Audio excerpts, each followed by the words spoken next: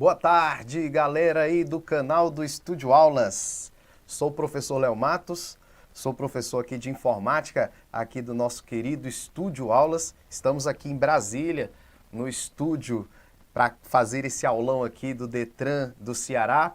E quero já cumprimentar vocês aí que estão presentes aí na hora do almoço, né? Estudando para o concurso aí com toda a garra e com toda a habilidade que o estudante tem de fazer várias coisas ao mesmo tempo, né? Almoçar, estudar, atender as pessoas que estão chamando, né? Você pode estar aí no teu trabalho, mas sei que você também está focado nessa aula, beleza? Então, galera, hoje nós vamos fazer várias questões aí da US, né? O UEC, se eu não me engano, né? O nome da banca. E essa banca aí não tem tantas questões de prova de informática, então eu já aviso para vocês que é importante vocês pegarem questões de múltipla escolha de outras bancas para estudar, porque poucas questões, então a gente tem que pegar questões da Fundação Carlos Chagas, questões da VUNESP, né, que tem muita questão de informática aí, então vocês pegam várias outras bancas aí para estudar para esse concurso, tá? Então vamos lá, vamos para a tela. Vamos começar. Hoje nós vamos ter uma aula aí de informática para o Detran do Ceará. E aí a gente já vai abrir essa aula nessa sexta-feira com essa imagem aqui, ó, que é a imagem que eu creio que todo mundo está querendo exatamente imaginar, né? Então nós vamos começar essa aula, você com essa imagem na cabeça para te motivar mais a estudar, né? E que você realmente conquiste aí o seu sonho, né, conquistar o cargo que você realmente quer, né, não só por causa do salário, mas por causa mesmo da afinidade que você tem aí com o cargo, né? Se você realmente quer ingressar no Detran, essa imagem aí é que tem que ficar na sua cabeça. Você ir para a prova já pensando no fardamento, né? Você vai conseguir com certeza mentalizar coisas boas aí. Pensar positivamente, claro, sempre, beleza? Então vamos lá, a primeira questão é uma questão bem tranquila, mas que a gente pode tirar várias observações dela. Veja bem, assinale a opção que contém o primeiro aplicativo do Microsoft Office e em seguida o aplicativo correspondente da mesma função no LibreOffice. Então veja bem, nós temos aqui na questão dois pacotes de escritório. Nós temos o Microsoft Office, que é o suíte de aplicativos, o pacote de programas da Microsoft, que tem o Word, Excel, PowerPoint e outros programas. E aqui nós temos um outro pacote de programas, um outro suíte de aplicativos, que é o LibreOffice, né? O LibreOffice, que ele é um pacote de programas para escritório também, em softwares livres. Então vamos lá, vamos pegar algumas informações importantes, porém essa questão é muito tranquila, tá bom? Mas vamos lá. O LibreOffice, que é o que vocês menos conhecem, é um pacote de programas em software livre. Então a primeira coisa que você vai lembrar é que esse pacote de programas, ele é um pacote de softwares livres.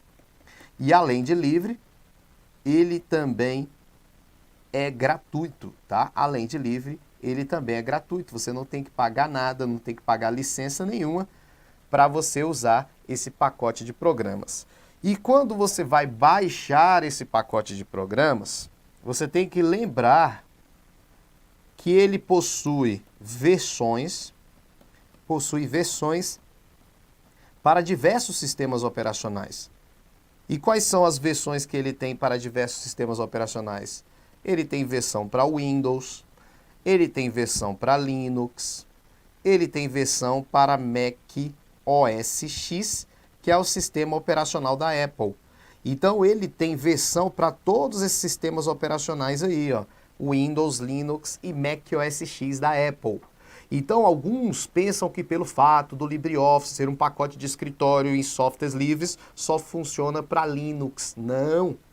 Tem pacote para Windows, para Linux e para Mac OS X. Aí, além disso aí, você tem que saber quem são os programas que fazem parte desse pacote. Programas, quem são os programas que fazem parte desse pacote? É aí que algumas pessoas vão falar, a questão foi muito fácil, mas isso aí não quer dizer que essa questão vai cair na tua prova. O que pode cair é exatamente algo relacionado a essa questão. Então vamos tirar o maior proveito disso. Quer ver? Quem são os programas do pacote LibreOffice? Você conhece todos os programas do pacote LibreOffice? Eu creio que você não conhece todos. Se você conhecer todos, melhor ainda. Mas vamos lá. Quem são os programas do pacote? Vamos lá. Nós temos o Writer, que é um editor de texto do pacote BR Office. Então o Writer é um editor de texto. Se a gente for falar de equivalência, ele é equivalente ao Word da Microsoft, que também é um editor de texto. Tudo bem? Nós temos o Calc, que é equivalente ao Excel, que é a resposta da questão, né? Nós temos o Calc, que é equivalente ao Excel, um programa de planilha eletrônica. Então vamos colocando aqui do lado, ó. Esse aqui é um editor de texto, os dois são editores de texto. Tranquilo, todo mundo já sabe isso. Aqui são dois programas de planilhas, né? Dois programas para trabalhar com planilhas eletrônicas. Porém, nós temos outros programas, ó. Nós temos o Impress.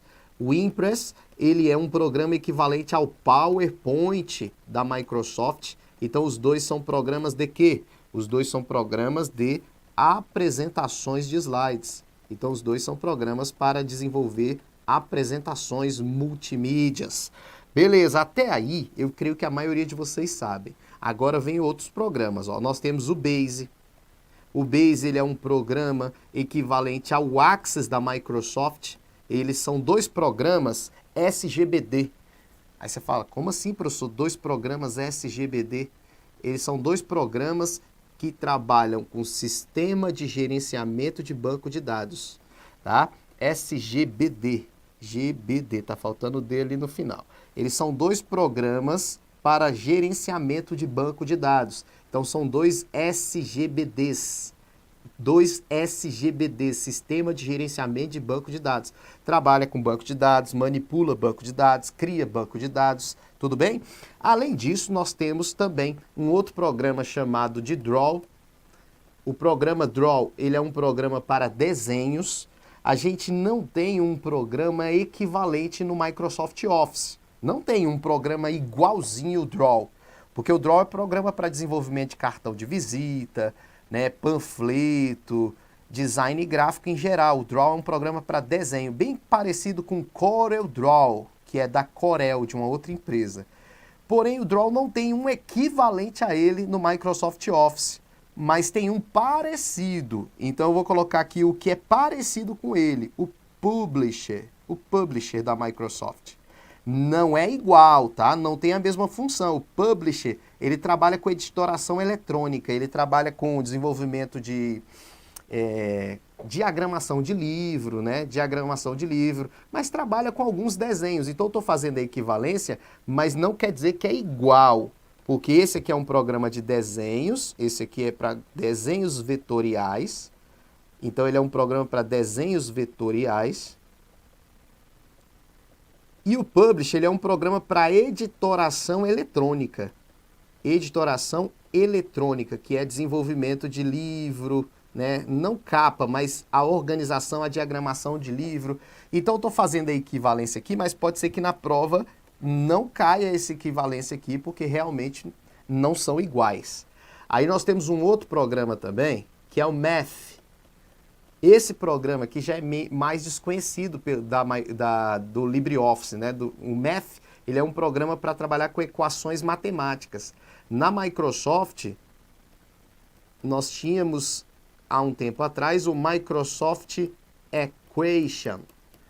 Esses dois programas são programas para o quê? Equações matemáticas. Desenho de equações matemáticas. Não é fórmula como o Excel e o Calc. É desenho de equações matemáticas. Por exemplo, um professor de matemática precisa fazer aqueles desenhos das expressões numéricas. Aí ele tem que usar um programa para fazer aquele desenho. Ele pode usar o Math do LibreOffice e o Microsoft Equation da Microsoft. Beleza? Beleza, beleza, beleza. Então, agora a gente já conhece um pouco mais aí desse pacote LibreOffice. A questão lá, vamos voltar na questão. Ele quer um programa da Microsoft equivalente a um programa do LibreOffice. Ó, o PowerPoint não é equivalente ao Math, o PowerPoint é equivalente ao Impress, então está descartado. O Excel é equivalente ao Calc, que é a nossa resposta, letra B. O Word não é equivalente ao Impress, né? O Word não é equivalente ao Impress, então a gente não tem isso aqui, seria o Word e o Writer. E o Base é equivalente ao Access, só que ele pediu na ordem, olha lá, na ordem. Primeiro o da Microsoft, para depois o do LibreOffice. Isso aqui teria que ser invertido, ó, a ordem. Né? Eles inverteram a ordem aqui, por isso que não é nossa resposta também. A resposta é a letra B de bola. Beleza? Tranquilo, tranquilo, tranquilo. Vamos lá. Questão de número 2. Analise as afirmações a seguir e assinale com V para verdadeiro e com F para falso. O calc do LibreOffice funciona no Linux, mas não no Windows. Falso. Os pacotes do LibreOffice podem ser usados sim, tá? Pode ser usado sim no Windows. A gente acabou de aprender que tem instalador para Windows sim. Tem instalador para Windows sim. Vamos lá. O LibreOffice tem editor de texto e planilha eletrônica, mas não tem programa para bancos de dados. Falso. Nós aprendemos que o programa de banco de dados do LibreOffice é o Base. Beleza? A planilha eletrônica do LibreOffice é o Calc. Beleza, essa aqui está verdadeira. O Calc realmente é um programa para trabalhar com planilha eletrônica no LibreOffice. Arquivos gerados no Impress do LibreOffice são abertos pelo Microsoft Excel apenas no ambiente Windows. Veja, ele fala assim, ó, arquivos gerados no Impress do LibreOffice são abertos no Excel apenas no ambiente Windows. Tá falso também, tá? Essa questão aí tá falso porque arquivos do Impress não tem nada a ver com Excel, porque o Impress é um programa de apresentação de slides. E também é muito importante lembrar que hoje, presta atenção, hoje os programas do LibreOffice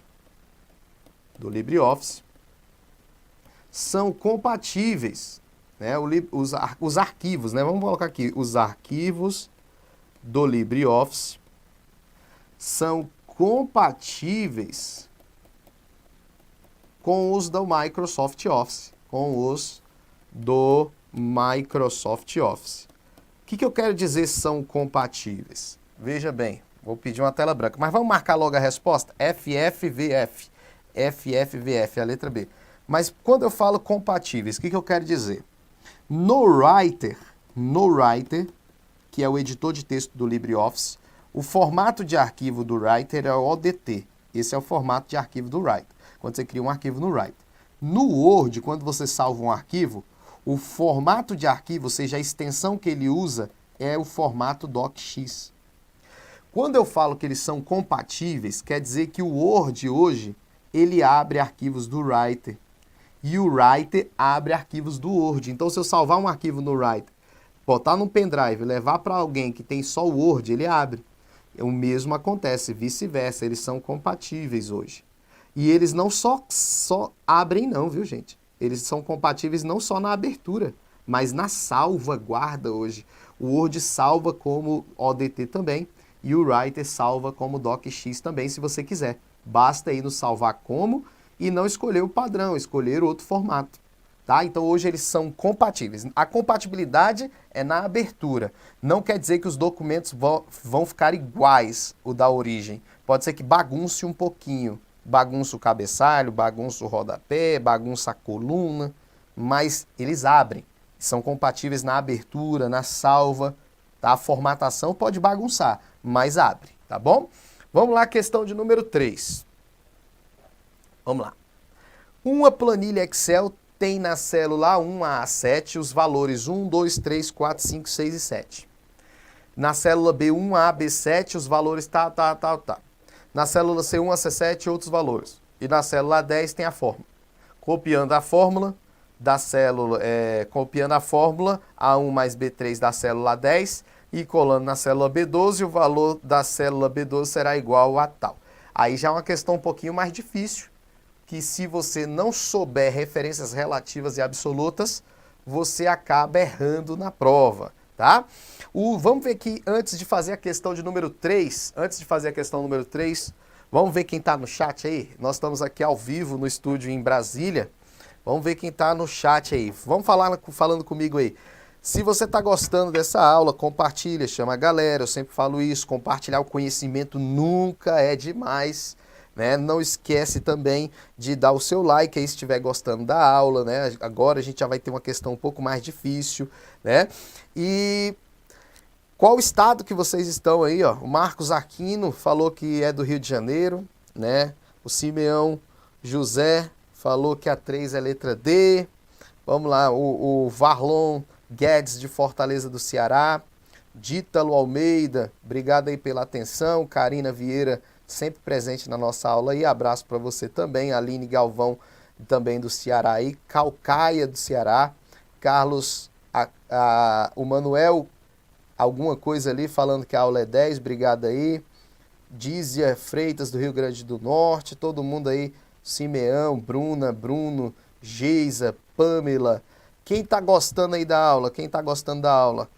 Vamos fazer assim, vamos trabalhar um pouquinho esse chat para ver quem tá animado aí. Coloca aí, hashtag informática, hashtag informática, hashtag informática, vamos lá, hashtag informática, todo mundo colocando hashtag informática, que daqui a pouco a gente pode ter um sorteio aí, daqui a pouco pode ser que tenha um sorteio, não sei não. Hashtag informática com Léo Matos, coloca aí, hashtag informática. Vamos ver quem vai passar, hashtag, vamos ver quem está sabendo digitar. Aí deve ter tem gente pensando, professor, o que é hashtag? Hashtag é isso aí, ó, olha aí no chat aí, ó. É o jogo da velha, hashtag informática, é isso aí. Vamos lá, todo mundo participando, vamos agitar esse trem aqui, ó. O Tiago aí, dos Anjos Cordeiro, abraço para você aí também, Cristiane, também abraço, todo mundo aí passando aí, beleza, hashtag todo mundo, é isso aí. Assim a gente fica animado aqui. Se você não deu o like, tá aí. Se você não se inscreveu no canal do Estúdio Aulas, se inscreve, né? Nunca esquecer que a gente está aqui exatamente para fazer esses aulões para vocês, porque o comprometimento do Estúdio Aulas não é só com lucratividade. Claro que aqui é uma empresa, tem que lucrar mesmo, até mesmo porque temos pessoas que trabalham para a gente, mas o nosso objetivo nos aulões aqui não é lucrar, mas sim, né, fazer algo social para vocês, ajudar vocês nessa preparação, né? Já tivemos vários alunos aí que passaram em concurso com essas aulas do YouTube aí, reforçando nos cadernos, então a gente sabe que esse comprometimento nosso é muito importante aí para vocês. Vamos lá! Questão 3, antes de fazer a questão 3, vocês têm que saber o que é referência relativa e referência absoluta, tá? Nós temos as referências, vamos fazer essa revisão aqui. Referências, nós temos as relativas e nós temos as absolutas.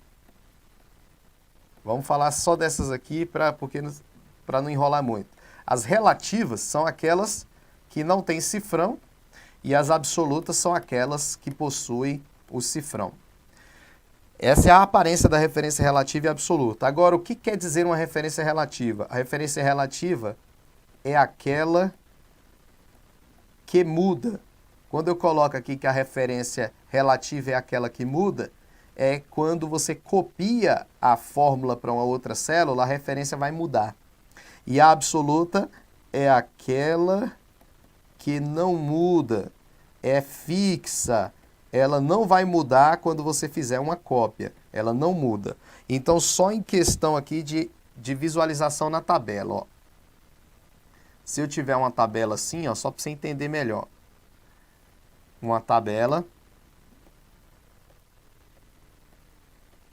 E tivesse aqui, ó, igual C3, olha lá, C3 mais cifrão B4. Olha lá. Uma referência relativa e uma absoluta. Aí eu posso fazer o que aqui? Eu pego, seleciono essa célula e copio ela. Quando eu copiar ela, eu posso colar em qualquer lugar.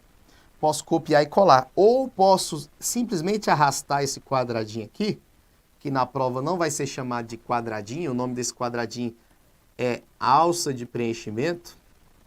Alça de preenchimento.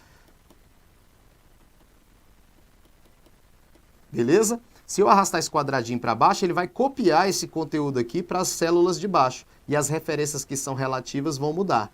E as absolutas não. Ó. Então, o que acontece? C3 vira C4. Ó. Tá vendo? Porque eu copiei uma linha para baixo. Se eu copiar uma linha para baixo, eu mudo uma linha. E o absoluto, ó, não vai mudar nada. Ó. O absoluto continua fixo. Copiei mais uma linha para baixo. Esse C4 vai virar C5. Mais cifrão B4 não vai mudar porque está absoluto. Copiei mais uma linha para baixo. C6. Cifrão B4 não muda porque está absoluto. Então a relativa é aquela que muda, a absoluta é aquela que não muda. Se eu pegar esse quadradinho, arrastar para o lado, eu vou estar copiando essa fórmula para a coluna do lado. Nesse caso, a mudança vai ser de coluna e não de linha. Aqui só mudou a linha. Perceba, 3 virou 4, 4 virou 5, 5 virou 6, só mudou a linha. E o C continuou C porque não mudou nada na coluna. Agora, quando eu copio do A para o B, eu estou mudando uma coluna. Esse C vira D e o 3 continua a mesma coisa porque eu estou na mesma linha. Muda a linha quando você copia para as linhas de baixo. Muda a coluna quando você copia para as colunas do lado. E esse aqui continua cifrão B, cifrão 4, não muda nada. Tá vendo? Então o absoluto não muda, tá vendo? O absoluto não muda e a relativa muda, tá? Referência relativa muda e a absoluta não muda. Agora, na questão, vocês vão ter que usar uma técnicazinha para fazer ela de uma maneira mais simples, tá? Eu vou mostrar para vocês qual é a técnica que vocês podem usar lá, tá bom? Vamos lá. Eu vou apagar aqui, não vou deixar aí. Vamos lá para a questão. A questão pede para eu fazer uma tabela, ó. Em uma planilha, tem a célula A1 até A7 esses valores. Então, ó, numa planilha eu tenho A1 até A7 esses valores ali. Né? Eu não vou nem fazer o desenho da planilha. Vou deixar para lá o desenho da planilha. Tá bom? Aí ele diz, ó lá, A1 até A7 tem esses valores, B1 até B7 tem aqueles valores, C1 até C7 tem aqueles valores e na célula A10 tem essa fórmula. Então, ó, na célula A10 tem a seguinte fórmula. A1 mais B3. Tá vendo? É isso que está no A10. É assim que resolve a questão. Já estou indo direto na resolução, sem fazer tabela nenhuma. Tá? Copiando a fórmula A1 mais B3 da célula A10 e colando a fórmula na célula B12, o valor será o quê? Então eu vou copiar essa fórmula que está no A10 e vou colar ela no B12. Olha aí, vou colar ela no B12, beleza? Copiei do A10 e colei no B12. Presta atenção, presta atenção. Quando eu copio do A10 para o B12, o que vai mudar nessa fórmula aqui? Aí você fala, professor, vai mudar as referências relativas. Então vai mudar tanto essa referência aqui, quanto essa referência aqui, porque as duas são relativas. E agora, como é que muda a referência relativa? Nós aprendemos o seguinte, olha lá, quando eu copio uma linha para baixo, ó, olha lá, quando eu copio uma linha para baixo, muda uma linha. Então, ó, copiei uma linha para baixo, mudou uma linha. Copiei mais uma linha para baixo, mudou uma linha. Tá vendo? Foi mudando linha. E quando eu copiei para o lado, ó, mudou coluna. Tudo bem? Então, vamos voltar lá. A gente tem que fazer aqui uma relação entre esses dois endereços. Beleza? Então, pega aqui. Do A para o B, quantas colunas mudaram? Uma coluna. Você vai botar aqui, ó. A, B, C, D. Ó, do A para o B, ó. Só foi uma coluna. Tá vendo? Então, mudei uma coluna. Do 10 para o 12, mudaram quantas linhas? Duas linhas. Olha como é que é feito, ó. Olha lá. Esse é o resumo do deslocamento. Tá vendo? É o resumo do deslocamento. Vai mudar uma coluna e vai mudar duas linhas na fórmula lá. Então, quando eu copiar do A10 para o B12, quando eu colar no B12, essa fórmula vai mudar uma coluna e duas linhas. Muda uma coluna em A, olha lá, mudei uma coluna em A, foi para B, então eu coloco aqui B. O 1, quantas linhas eu tenho que mudar? Duas linhas. Então, 1 mais duas linhas vira o quê? 3. Mais B, uma coluna. Ó, do B, uma coluna para a direita, vira C. Então, do B virou C. 3, duas linhas eu vou mudar no 3, vai virar 5. Então, perceba lá. Olha lá a relação que eu fiz, ó. O A virou B porque mudou uma coluna. Tá vendo? O 1 virou 3 porque mudaram duas linhas. O B virou C porque mudou uma coluna. O 3 virou 5 porque mudaram duas linhas. 3 virou 5. Então tá aí, ó. A nossa fórmula ficou assim, ó. A nossa fórmula ficou assim no B12. E ele quer o resultado. Vamos lá. B3 é quem? Vamos lá. B1 até B7, os valores são 2, 3 e 4. Então esse aqui é o valor B1, esse aqui é o valor B2 e esse aqui é o valor o quê? B3. Então B3 é 4 mais C5. No C1 até C7, ó. C1, C2, C3, C4, C5. C5 então é 7. Entenderam, galera, até aí? Entendeu? Porque ele fala, ó, que do B1 até o B7, ele coloca aqui, ó, B1 a B7 tem esses valores. Então a gente sabe que esse aqui é o B1, esse aqui é o B2 e esse aqui é o B3. Então eu peguei o B3 é 4. Aqui ele fala C1 até C7, ó, C1, C2, C3, C4, C5. Então C5 é o 7. Aí eu botei o 7. 4 mais 7 dá quanto? 11. Então a resposta é a letra D de dado. Tá bom? Resposta a letra D de dado. Viram que eu tive, né? Claro que é como eu falo para vocês, como eu falo para todo mundo sempre. Esse aulão aqui é gratuito, né? Um aulão free, um aulão gratuito, mas pelo menos os professores daqui do Estúdio Aulas que eu vejo dando esses aulões gratuitos prezam muito pela qualidade. Então eu poderia simplesmente chegar e jogar, fazer, eu estou indo devagar, para quem está realmente precisando dessa informação, fiz detalhadamente, pausadamente, exatamente para você entender, tá? Agora vamos aplicar esse mesmo conhecimento que nós vimos na próxima questão. Vamos lá. Olha a próxima questão. Questão de número 4. Já é mais complicadinho um pouquinho. Aí você fala, por que, professor, é mais complicadinho um pouquinho? Porque nesse caso, nós temos que saber referência mista. Então vamos lá.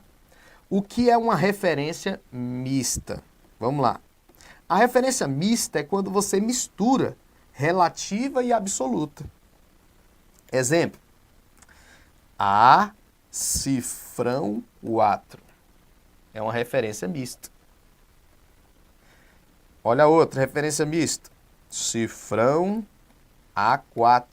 Aí você fala, professor, professor, mista, porque está misturando os dois. Isso, relativo e absoluto. E como eu identifico isso aí, professor? O que é relativo e o que é absoluto? Só você olhar assim, ó. O A não tem cifrão aqui do lado. Ó. O A não tem cifrão. Então o A está relativo. Porém, o 4 tem o cifrão, ó. Então o 4 está absoluto. Então nessa referência, coluna não tem cifrão, olha aqui do lado, não tem cifrão, coluna está relativa. E o 4 aqui, que é a linha está absoluta. Referência mista. Você sempre vai olhar o cifrão fica imediatamente antes daquilo que ele quer bloquear. Então o cifrão está imediatamente antes do 4, imediatamente antes daquilo que ele quer bloquear. Então se você olhar aqui o cifrão antes do A, ó, ele está imediatamente antes da coluna, mas da linha não tem cifrão, ó, não tem cifrão. Então aqui a coluna está absoluta, porque tem cifrão. Tudo bem? E aí tem aqui, ó, 4, que não tem cifrão, é a linha relativa. Linha relativa. Tá bom? Então, isso é muito importante que vocês saibam. Então, não esqueça disso. Na prática, seria o quê? Esse aqui, 4, se eu copiar uma linha para baixo, não muda nada. E esse aqui, o A, se eu copiar uma coluna para o lado, muda, porque não tem cifrão, é relativo. Esse cifrão A aqui, se eu copiar uma coluna para o lado, não muda nada da coluna. Mas se eu copiar esse endereço uma linha para baixo, ela muda, porque o 4 vai mudar uma linha, porque está relativo. Tá? Então, só para fixar, C cifrão 4 mais cifrão B3. Olha aí, só para fixar. se eu pegar e copiar para a linha de baixo, se eu copiar para a linha de baixo, ó, esse C continua C, porque eu não saí da coluna, e esse 4 continua 4, porque tem o cifrão nele, ó. Mais cifrão B continua cifrão B, mas o 3 não tem cifrão, então esse 3 vira 4. Tá vendo? Então, no lugar que tem cifrão, ó, não mudou, mas o lugar que não tem cifrão, mudaria. Aí você fala, professor, por que o C não mudou? Porque o C não tem cifrão, né? Por que o C não mudou, professor? É porque eu não saí da coluna. Agora, se eu chegasse aqui, ó, presta atenção, se eu copiar essa fórmula para a coluna do lado, esse C, como não tem cifrão, viraria D, ó. Porque ele não tem cifrão e viraria D. É só você entender o seguinte, só muda a coluna quando você copia para as colunas do lado, tá? E só muda a linha quando você muda para as linhas de baixo, tá? E quando tiver cifrão, não muda. É isso que você tem que lembrar. Voltando para a questão anterior, vamos resolver essa questão. Olhe um pouquinho essa questão, você mesmo olha para ela, pega o teu papel aí, tua caneta, porque não é possível que você esteja assistindo essa aula sem papel e sem caneta. Se você estiver fazendo isso, você não vai tirar 100% do proveito que ela pode te oferecer, né? Mas bota no papel esse trem aí, vai lá. Bota no papel esse trem. Enquanto eu bebo uma água aqui.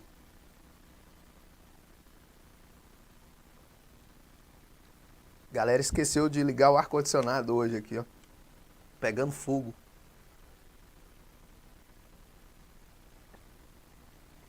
Prontinho? Já resolveram ou não?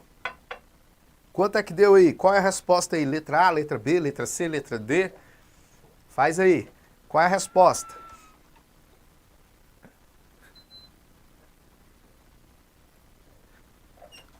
Colocou a resposta aí?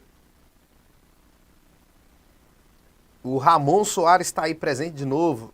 Abraço para você aí, Ramon. Eu vi aí o seu questionamento aí falando que teria que ter um professor de administração pública. Cara, você tá com sorte, viu? Sabe por quê?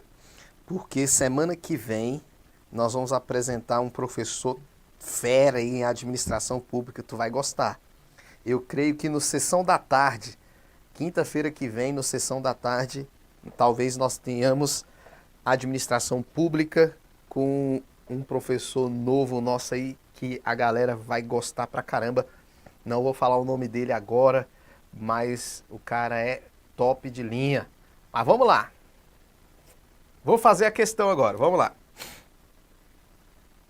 Questão fala, numa planilha do Excel, conteúdo de B11, ó, B11 é a fórmula, olha a fórmula, igual D cifrão 6 mais cifrão F8. Copiando com Ctrl C, Ctrl V do B11 e colando para a célula F3, ó, vai copiar do B11 e vai colar na célula F13, ele quer saber o resultado, como é que vai ficar essa fórmula. Ele nem quer saber o resultado, mas ele quer saber como é que vai ficar a fórmula. Então a fórmula estava no B11 e era essa. Copiou para o F11 e colou, F11 não, F13 e colou no F13 para saber como é que vai ficar. Então vamos lá, vamos fazer aquele resumo do deslocamento. Do B para o F, quantas colunas estão mudando? Ó, eu sempre coloco aqui porque eu me preocupo com você, cara. E se vocês acharem que isso aqui é tosco, alguns vão achar, mas tem outros que vão achar legal. Isso aqui é muito importante para mim, para que todo mundo entenda. Ó. Do B para o F, ó, 1, 2, 3, 4 colunas, tá vendo? Do B para o F, ó, foi 1, 2, 3, 4 colunas. Então, eu vou colocar aqui, ó, 4 colunas. Do 11 para o 13, aí não precisa fazer nada, são 2 linhas. Ó. Então, o deslocamento teve 4 colunas e 2 linhas, tá vendo? Ó? 4 colunas e 2 linhas. Beleza, agora vamos lá. Como é que vai ficar essa fórmula aqui quando eu mudar ela 4 colunas e 2 linhas? Eu vou pegar aqui, ó. D, muda 4 colunas em D. Olha lá em cima lá, ó. Muda 4 colunas em D. Vou acrescentar algumas colunas aqui. Vai lá, muda 4 colunas em D lá, galera. Lá em cima, ó. 1, 2, 3, 4, ó. 4 colunas em D, ó. Ficou H. Beleza. Esse 6 vai mudar? Não. Continua H6, porque está absoluto. Mas esse F não vai mudar, porque está com cifrão, ó. Cifrão F, não mudou, ó. Não mudou. E esse 8 tem que mudar quantas linhas no 8? 2 linhas. Esse 8 vira 10. Então a nossa resposta é a que tem isso aqui. Vamos ver lá. H6, ó. H6 F10. H6 mais F10. A resposta é a letra A. Tá vendo aí? H6 mais F10. Beleza? Então só conferindo, ó. Esse aqui, ó, esse H6 não mudou, esse 6 não mudou porque tem cifrão. O H acrescentando 4 linhas, ou D, quer dizer, desculpa, o D acrescentando 4 colunas, o D acrescentando 4 colunas virou H, ó, D virou H, porque eu acrescentei 4 colunas. Esse F continuou F, ó, porque está absoluto. E esse 8 acrescentei 2 linhas, virou 10, ó. Então a resposta é a letra A. Beleza? Tranquilo, tranquilo, tranquilo, tranquilo, tranquilo. Beleza, beleza. Tranquilo. Vamos para a próxima questão. Questão de número 5. A questão número 5 diz: as teclas de atalho utilizadas para copiar, colar e salvar um documento no Word são respectivamente quais? Gente, copiar todo mundo sabe que é Ctrl+C, né? Copiar, Ctrl+C, colar, Ctrl+V, né? Ctrl+C, Ctrl+V, Ctrl+C, Ctrl+V, todo mundo sabe isso aí desde a faculdade, né? Desde o segundo grau aí também, os trabalhos da escola. Ctrl+C, Ctrl+V, Ctrl+C, Ctrl+V. E não esquecer também que o Ctrl+X, ó a tesourinha, Ctrl+X é o recortar. Só que ele não quer o recortar ali, ele quer o salvar, que alguns confundem. Mas é Ctrl+B. O salvar no Word é Ctrl+B. Né? Tem alguns que confundem achando que é Ctrl+S. Ctrl+S não, porque Ctrl+S é sublinhado. Sublinhado. Tá? Então a banca queria que você confundisse. Salvar é Ctrl+B. Então, ó, Ctrl+C, Ctrl+C, Ctrl+V, Ctrl+B. Resposta letra D de dado. Beleza? Resposta letra D. Beleza? Então não esquecer que Ctrl+S é sublinhar. Ok, vamos para a questão de número 6. Para melhorar substancialmente o desempenho médio de um computador com 4 GB de RAM, usando o Windows 7, é recomendado substituir o quê? Vamos lá, presta atenção. Ele quer melhorar o desempenho do computador. Antes de fazer isso aqui, presta atenção. O nosso computador, a arquitetura do nosso computador, basicamente vai ter esses 3 elementos aqui, ó. Essa aqui é a memória RAM do nosso computador, são os pentes de memória RAM. Esse aqui é o processador do nosso computador, a CPU, também conhecida como UCP. Esse aqui é o processador do nosso computador. Lembrando, CPU não é aquela caixa que fica do lado do computador, que lá é o gabinete. A CPU é esse microchip aqui. E esse aqui é o HD, né, o disco rígido. Disco rígido do computador. Beleza? Que é o HD. Então, basicamente, como é que funcionam esses 3 componentes? Eles são conectados na placa-mãe, que é uma placa que fica dentro do gabinete do teu computador, e esses 3 desempenham cada um seu papel fundamental no computador, tá? Então funciona assim, ó. Nosso computador tem um processador, a CPU. Aqui está o nosso HD, que é o nosso disco rígido, né? O hard disk, que também pode ser chamado de Winchester na prova. O nosso Winchester, o HD, disco rígido. E aqui a memória RAM, a memória principal RAM. Então funciona assim, o processador, ele é o componente capaz de executar os programas e comandos. A função do processador é executar, processar os programas, comandos do usuário. Né? Então a função dele é executar. A função do HD é armazenar os programas e arquivos permanentemente. Os seus programas e arquivos estão armazenados permanentemente no HD. E a memória RAM, ela já não tem a função de armazenar permanentemente. A memória RAM armazena temporariamente. Ela armazena temporariamente os programas. Por que temporariamente? Eu vou te explicar agora. Vamos lá. O HD armazena permanentemente e a memória RAM armazena temporariamente. Então vamos imaginar que o Word está aqui, ó. O Word está no HD. Quando eu executo o Word, as instruções necessárias para a execução do Word vão ser enviadas para a memória RAM. Então essas aqui são as instruções, os códigos necessários para a execução do Word. E aí o processador faz o quê? O processador busca essa instrução na memória RAM, leva para o seu núcleo e executa. Então o processador executa os programas que estão armazenados temporariamente na memória RAM. Então na memória RAM, por que a memória RAM é temporária? Porque ela só armazena os programas que estão em execução. Os programas, quando não estão em execução, não ficam na RAM, ficam no HD. Então os programas ficam no HD, mas quando você executa os programas, eles vão para a memória RAM, que armazena os programas temporariamente. Tá bom? Essa é a função. Então a velocidade do nosso computador, depende de todos os componentes, esses componentes que eu desenhei aqui. Depende de todos eles. Por quê? O processador tem que ser bom, a memória RAM tem que ser boa para responder o processador no momento que ele quer. O HD tem que ser bom, né? Tem que ser, ou seja, os três componentes, eles estão trabalhando juntos.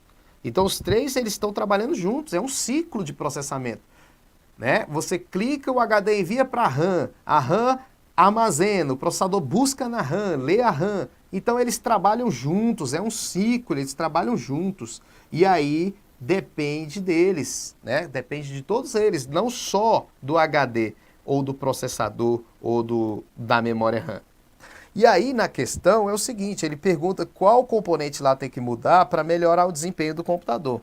Mas veja bem, vamos conhecer esses componentes um pouquinho mais? O processador, como eu falei para vocês, é esse aqui. Esse aqui é a memória RAM, esse aqui é o HD. O HD, ele tem um concorrente hoje que melhora o desempenho do computador. Se você trocar o HD por um SSD. Esse aqui é o HD, esse aqui é o SSD. Se o seu computador tiver os programas armazenados no SSD, esses programas estão armazenados numa memória flash. O que é uma memória flash? Uma memória em chip, ó. O SSD são chips de memória. O HD, ele não é memória em chip, é memória magnética. Se ele é memória magnética, ele é muito lento, porque é uma coisa mecânica, é um braço mecânico lendo um disco.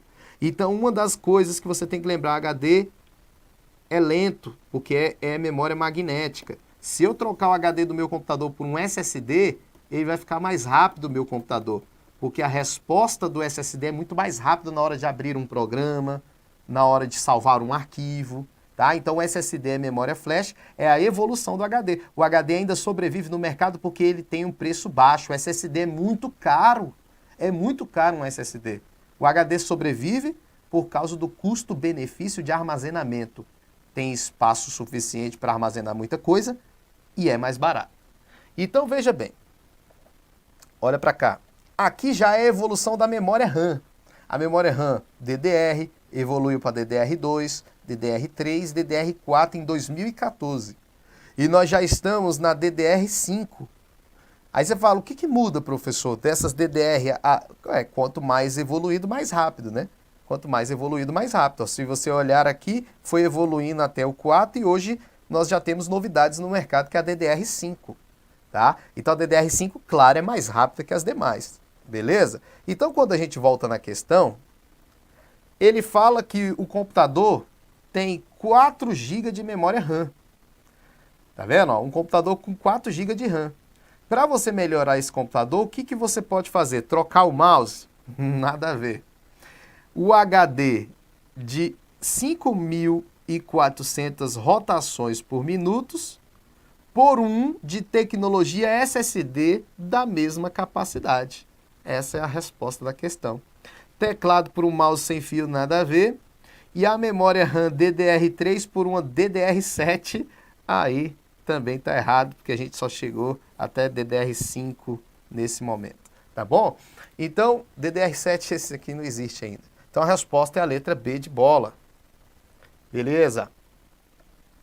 Questão de número 7. A questão número 7 diz o quê? Questão 7 fala sobre protocolos de internet. E esses 3 protocolos aqui, ó, eles são protocolos de internet usados no correio eletrônico. Correio eletrônico. Beleza? Como assim, professor, protocolo? Toda vez que tiver uma comunicação na internet, toda vez que tiver uma comunicação não só na internet, mas em uma rede, existe um protocolo, uma regra de comunicação. Como um componente se comunica com o outro, através da internet ou de uma rede, porque eles falam a mesma linguagem, eles sabem as regras para ocorrer uma comunicação. Protocolo é uma regra de comunicação. Então, todo serviço da internet tem seus protocolos. Acessar uma página, o meu navegador se comunica com o servidor por causa de um protocolo. Na hora que eu envio o e-mail, o meu computador se comunica com o meu servidor através de um protocolo. Olha na tela.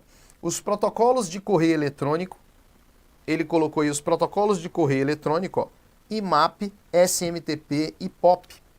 Como é que a gente vai lembrar disso aí? Olha lá, esse aqui é meu computador e esse aqui é o meu servidor de e-mail. Quando eu envio um e-mail, o e-mail nunca vai para o destinatário, tá? Aqui é você, VC, e aqui sou eu. Eu vou enviar um e-mail para você, ó. O e-mail vai para o meu servidor, não vai direto para você, ó. Não vai direto para você, vai para o meu servidor. Aí fica aqui o e-mail no meu servidor. E o meu servidor fica encarregado de mandar esse e-mail para o seu servidor. A comunicação não é entre eu e você. Eu envio para o meu servidor envia para o seu.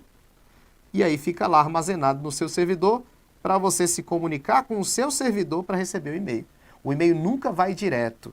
Essa comunicação aqui, ó, eu e você, essa comunicação direta aqui, ela não existe. Não existe sincronismo. Não existe sincronismo entre os envolvidos. Nós não estamos fazendo comunicação em tempo real. Não existe sincronismo. A gente não está em sincronismo. Por isso, o correio eletrônico na tua prova é uma comunicação assíncrona. Não existe sincronismo. Nós não estamos em comunicação em tempo real.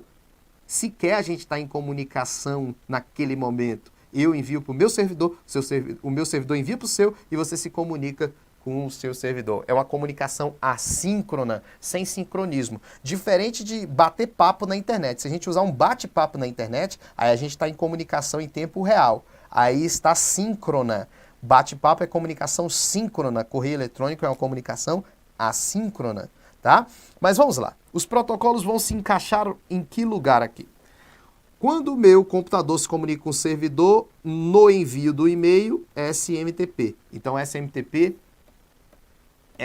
ele é um protocolo responsável pela comunicação do meu computador com o servidor para envio da informação, tá? É a saída da informação, né?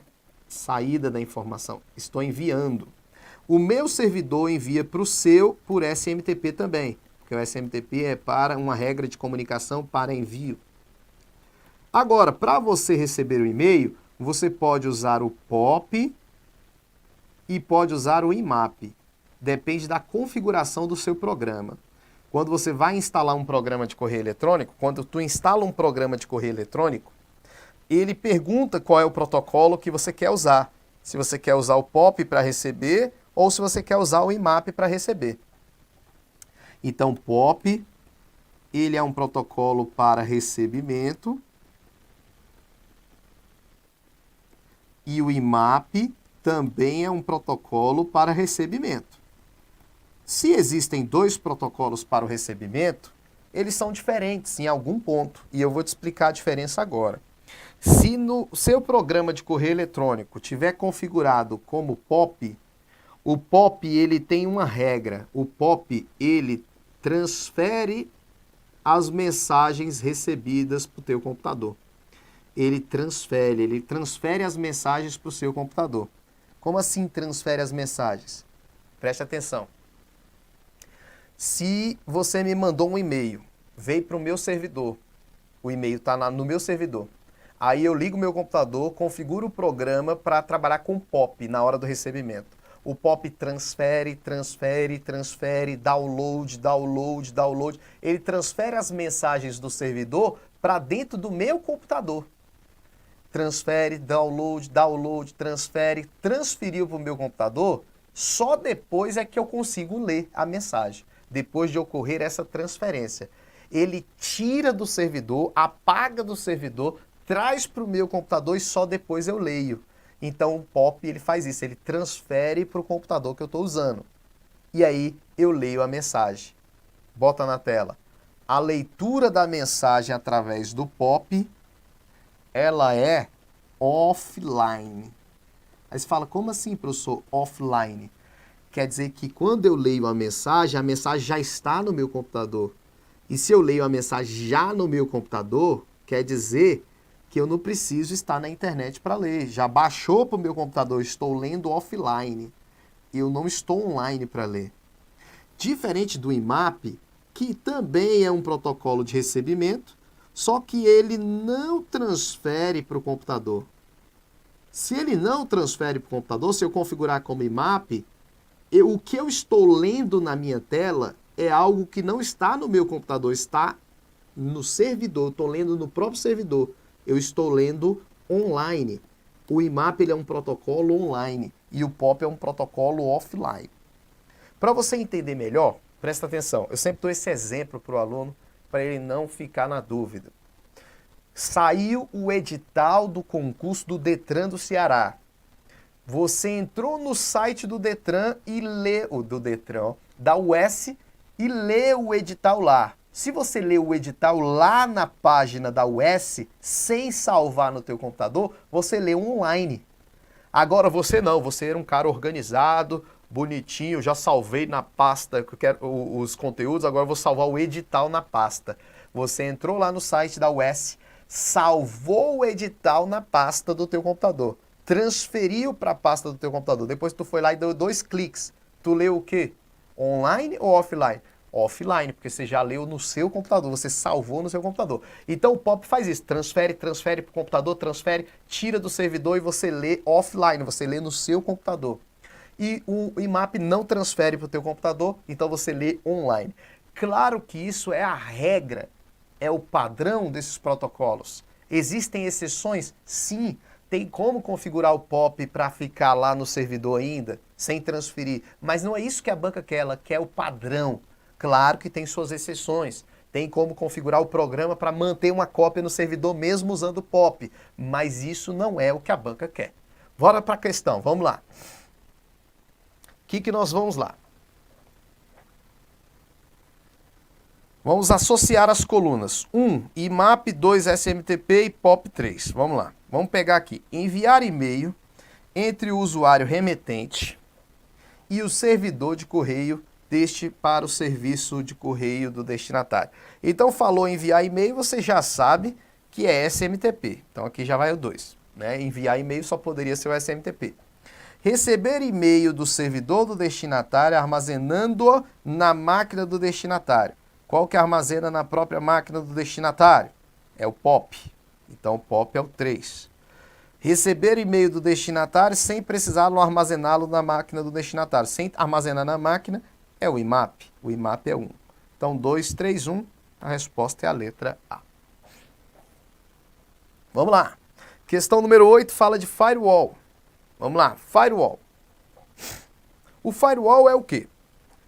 No que tange um firewall para a segurança e proteção de rede, atente-se às seguintes afirmações. Então, ele quer saber o que o firewall faz. A gente sabe que é o seguinte, o firewall, ele protege computadores contra invasão, protege a rede de uma empresa contra invasão. Então, aqui, o computador está conectado à internet, então aqui é a rede privada da empresa, e aqui a rede pública internet, que essa empresa está ligada para se comunicar com outras empresas que também vão estar na internet. Só que isso é uma ameaça para a rede privada, porque aqui tem os clientes, mas aqui também tem o invasor. Se o invasor está aqui, tem que proteger essa rede contra invasão. Aí eles instalam o firewall. O firewall ele pode ser um computador, como eu estou desenhando aqui, ele pode ser um computador, né? Ele pode ser um hardware, ou ele pode ser um programa instalado na própria máquina. Então o firewall pode ser um programa ou pode ser um hardware ou um software, tudo bem? Mas o firewall ele tem a função de quê? De controlar os acessos para proteger contra invasão. Então o cliente enviou uma requisição, passa pelo firewall antes de chegar lá na rede. O firewall analisa se ele está dentro das regras. São regras padronizadas. Está dentro da regra? Então entra. Aí o invasor envia uma requisição. Não está dentro das regras. Ele barra. O firewall você tem que lembrar. Firewall. Você tem que lembrar de 3 funções básicas dele. Controle de acesso. Ele controla quem pode acessar. Né? Controle de acesso. Ele também filtra os pacotes que entram e saem. A informação nunca passa de forma inteira, ela passa em pedaços, e esses pedaços são analisados para saber se pode ter acesso à rede ou não. Ele filtra os pacotes, ele é um filtro de pacotes, e ele protege portas. Protege portas de comunicação. Não é porta USB, pelo amor de Deus. Portas de comunicação. Beleza? Opa, cedilha não. Comunicação. Beleza. Isso é o que o firewall faz. Aí você tem que se atentar ao seguinte. O firewall não analisa pendrive para saber se tem vírus. Ele não analisa pacotes de e-mail para saber se tem vírus. Quem faz isso é antivírus. O antivírus é que analisa e-mail para saber se tem vírus. Né? É o antivírus que analisa pendrive para saber se tem vírus. O firewall não faz isso. Dê uma olhada na questão. O firewall bloqueia os pacotes de dados infectados por vírus. Nada a ver. O firewall verifica os dados recebidos frente às especificações de segurança e libera ou bloqueia pacotes de dados recebidos. Correto? Ele é um filtro. Ele vai filtrar quais podem entrar e quais não podem entrar. Tá? Então o 2 está certo. O firewall é um software, pode ser escrito como software, que já vem incorporado nos programas compiladores dispensando sua instalação em roteadores. E errado também. Então esse aqui está errado, esse aqui está errado. Não vem já instalado no roteador firewall. Você tem que configurar o firewall no roteador. Né? O roteador é o seu modem, né, de acesso à internet. Não tem firewall já configurado lá. Tem que instalar software, tem que configurar. Então o nosso item aí, afirmativa, letra B, somente 2. Questão de número 9. No Windows 7, português, a forma de se alternar entre janelas de aplicativos que estão abertas é pressionar qual tecla? Essa questão foi tranquilo. A tecla para alternar entre janelas é a tecla Alt mais Tab. Alt Tab é a tecla para alternar entre janelas. Todo mundo conhece essa tecla, né, galera? Por que todo mundo conhece essa tecla? Porque vocês usam muito essa tecla. Às vezes vocês estão no trabalho, aí vocês abrem aqui, ó, o Google no trabalho, Google não, o Facebook, né? Você entra lá no Facebook no trabalho, e aí chega alguém perto, você faz isso aqui, ó, Alt Tab. Aí voltou para a tela que você estava trabalhando. Já foi o chefe! Alt Tab, aí volta para o Facebook. Voltou o chefe! Alt Tab. Ou seja, você dá o Alt Tab, né? Lá vem o disco voador, igual no Chaves, né? Já veio o disco voador, aí pá, Alt Tab. Ou seja, o Alt Tab alterna entre janelas. Agora pode chegar na prova e cair outra tecla. Porque nós temos Alt mais Tab e nós temos Alt mais ESC. E a diferença das duas é o seguinte. Essa aqui é com flip e essa aqui é sem flip. Aí você fala, que diabo é flip? Que diabo é flip? Você fala, né? Flip é um menuzinho. E sem flip é sem o menuzinho. Aí você fala, que menuzinho, professor? Olha lá. Alt Tab, ó. Tá vendo o menu no meio da tela para eu passar para a janela que eu quero? Ó? Isso é um flip. E o Alt ESC, ó, ele alterna, mas sem flip, ó. Alt ESC é sem flip e Alt Tab é com flip, tá? Beleza? Não esquece dessa diferença, que isso aqui pode fazer diferença na tua prova, tá bom? E aí, nós ainda temos como fazer no Windows 7 o uso do Flip 3D, que é esse flip aqui, ó. Isso aqui é o flip 3D do Windows 7. E a tecla para abrir o flip 3D é essa aqui, ó. O Windows é a tecla WinKey. Ficou feio esse Windows aí. Vamos lá. É a tecla Windows, que tem a logomarca do Windows, mais a tecla Tab. Aí o Windows mais Tab é o flip 3D. Tá? Beleza? Alt Tab, flip 3D. Beleza? Alt Tab não. Windows Tab, flip 3D. Beleza? Mas vamos lá. Questão número 10. Relacione corretamente o item do painel de controle, né, com a coluna 2. Ele quer saber o que faz cada um desses, ó. Programas e recursos. Isso aqui do painel de controle é para quê? Isso aqui é para você instalar ou desinstalar programas. Vamos ver se tem a nossa opção. Vamos lá. Desinstalação de programas, ó. Já está aqui, ó. Programas e recursos, desinstalação de programas no painel de controle. Opções de pasta. Opções de pasta, olha aqui, gente. Nós podemos usar no painel de controle para mudar diversas configurações, ó. Então, vou entrar aqui, ó, no painel de controle. Entrei no painel de controle, ó. Vamos lá no painel de controle. Nós vamos ter aqui, ó. Cadê, ó? Programas e recursos, que foi o primeiro, ó. Programas e recursos é para você desinstalar um programa. Né? Você pode desinstalar um programa aqui, ó. Quando tiver um programinha chato, você chega aqui, ó, seleciona e desinstala. Que foi o primeiro item. O outro que ele colocou foi opções de pasta. Ó, vou entrar em opções de pasta aqui. Cadê opções de pasta? Tô meio cego. Tô de óculos e tô cego, é? Vamos lá. Eu não tô achando, não. Opções de pasta, opções de pasta. Sumiu opções de pasta? Vê se alguém acha aí. Rapaz, tô vendo não. Opções de pasta. Mas beleza, é porque deve ter mudado aqui. Vamos lá. Não, aqui não é. Aqui eu já estou usando o Windows 10. Por isso que pode ser que mudou alguma coisa, mas não tô vendo não. Para mim não tinha mudado nada. Opções de pasta. Opções da internet. Vamos lá. Mudou o nome, ó, galera. Aqui no Windows 10 está opções do explorador de arquivos, ó. É porque eu estou trabalhando com Windows 10. Por isso que eu estava procurando opções de pasta e não achei. Já fica uma dica, mas para a prova de vocês que é o Windows 7, é opções de pasta, tá? Aqui é porque eu estou trabalhando no Windows 10. Opções do explorador de arquivos. Aí nós temos aqui, ó, várias ferramentas de configuração. Ó. A gente não dá 2 cliques para abrir uma pasta? 2 cliques, né, para abrir uma pasta? Aqui tem as configurações. Você pode colocar, ó, clicar uma vez para abrir só. Um clique só para abrir. Claro que a gente vai trabalhar com o que a gente conhece. Tá vendo? Aí aqui tem um modo de exibição das pastas. E aqui está o que a questão queria, ó. É aqui que eu mando mostrar os arquivos e pastas ocultas, ó. Inclusive aqui já está marcado, mostrar os arquivos e pastas ocultas. Porque o certo é não mostrar os arquivos e pastas ocultas. Mas caso você queira ver os arquivos e pastas ocultas, você tem que marcar aqui. Então isso foi o opções de pasta que ele colocou lá. Ó. Então vamos procurar algo relacionado a isso, ó. Opções de pasta, ó. Não mostrar pastas e arquivos ocultos, ó. Então é aqui que a gente faz isso. Beleza. Já vimos então o 2. O 3, opções regionais. Essas opções regionais servem para isso aqui. Ó, aqui no nosso até mudou o nome, agora é chamado de região, ó. Opções regionais no Windows 7, região aqui, ó. Região, eu venho e mudo aqui o idioma da região que eu estou. No caso aqui a gente está trabalhando com português. Aí eu vou chegar aqui, ó, e vou colocar inglês. Inglês Estados Unidos. Presta atenção nisso que eu vou te falar agora, que é uma dica importante. Vamos lá. Eu vou colocar aqui inglês dos Estados Unidos, ó. Pá, vou dar um OK. Aí tu vai olhar para a tela agora, olha para a tela.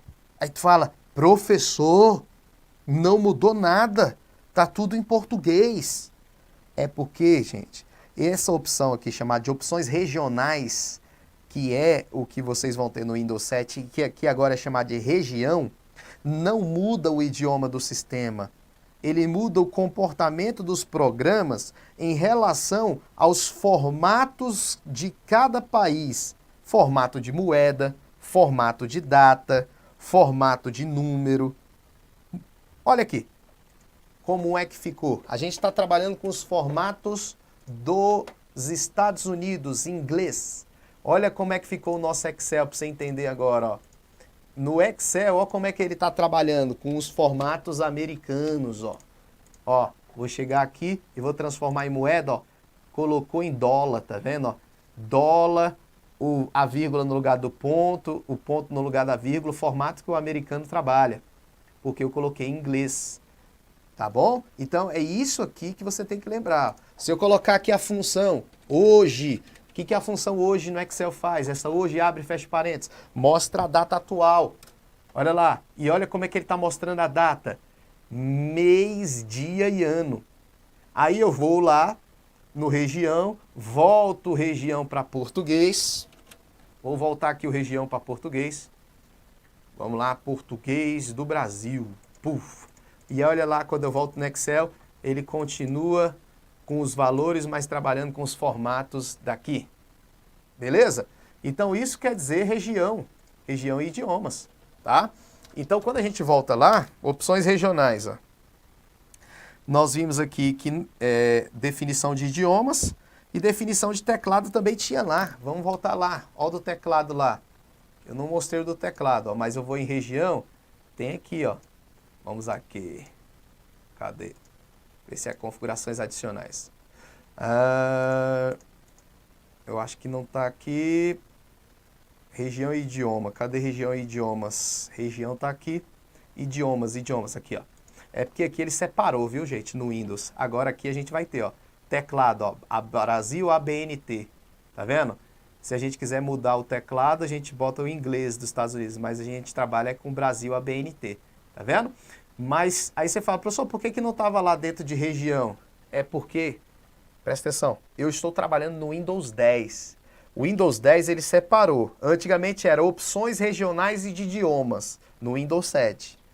Eram dois recursos juntos, opções regionais e idiomas. Agora é região faz uma coisa, idiomas faz outra. Mas antigamente, na versão que vai cair na tua prova, que é o 7, serve para os dois. Então volta lá. Então fica a observação aqui, que opções regionais e de idiomas serve para definição de teclados, idiomas, e esses idiomas não é mudar o idioma do sistema. Isso aqui é mudar os formatos de número, de data, de hora, enfim. Mas vamos lá, 3, e aqui é proteção de tela e configuração de vídeo, é em personalização, 4, 3, 2, 4, 1, 3, 2, 4, 1, resposta de letra B, tá? Resposta de letra B de bola. De cima para baixo, né? De cima para baixo. Tem que tomar cuidado, viu, gente? Que a US tem essa característica, viu? Ó, de cima para baixo. Tá certo, ó. De cima para baixo, ó. De cima para baixo, 3, 2, 4, 1.